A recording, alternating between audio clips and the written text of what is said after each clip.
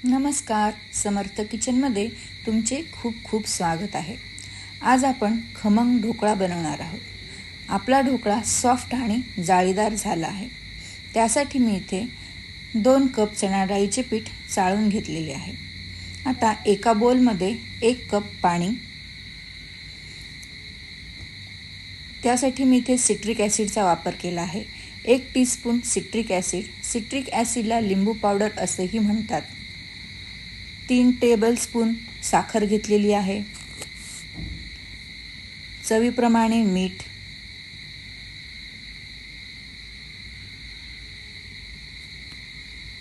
अर्धा टेबलस्पून शेंगदाणा तेल घेतलेले आहे.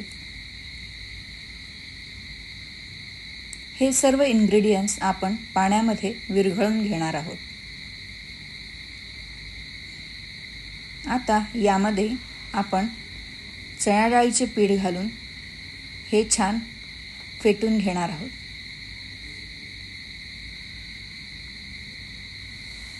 साधारणतः एकाच दिशेने हे पीठ आपल्याला हलवून घ्यायचे आहे.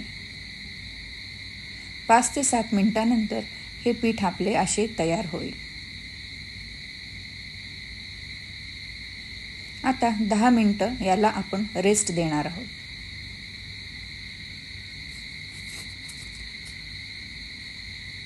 दहा मिनिटांनंतर यामध्ये आपण 1 टेबलस्पून बेकिंग सोडा घालून घेतला आहे.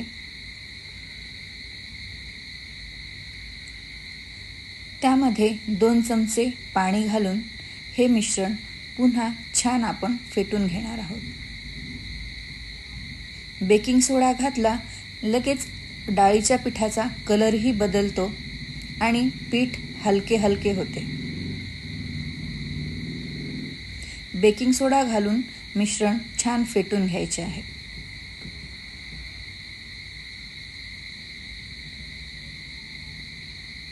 तुम्ही इथे बघू शकता आपले मिश्रण छान फुललेले दिसत आहे.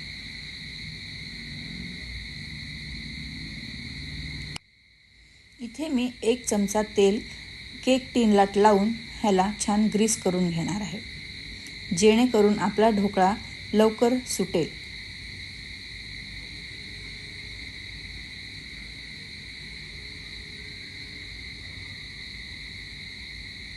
तुम्ही इथे कोणत्याही भांड्याचा वापर करू शकता.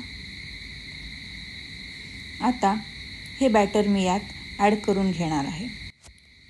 बॅटर केक टिनमध्ये ॲड करून घ्यायचे आहे. बॅटर केक टिनमध्ये ॲड केल्यावर एकदा दोनदा टॅप करायचे, जेणेकरून त्यातील बबल बाहेर येतील. इकडे स्टीमरमध्ये आता आपण हे बॅटर ठेवू आणि 25 मिनिटांनंतर तुम्ही बघू शकता आपला ढोकळा तयार झाला आहे. कारण आपली सुरी ही स्वच्छ निघाली आहे, त्याला पीठ लागलेले नाही. ढोकळा काढल्यानंतर एक 5-7 मिनिटं थंड होऊ द्यायचा, म्हणजे तो आपोआपच सुटेल. आपला ढोकळा हा पूर्ण सुटलेला आहे. आता मी त्यावर एक झाकणी ठेवून हे केक टिन उलटे करून घेणार आहे, जेणेकरून आपला ढोकळा सहज निघेल.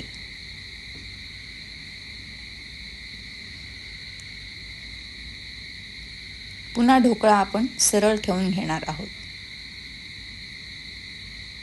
इथे आपला ढोकळा छान सॉफ्ट झाला आहे. आता याचे आपण काप करून घेऊ.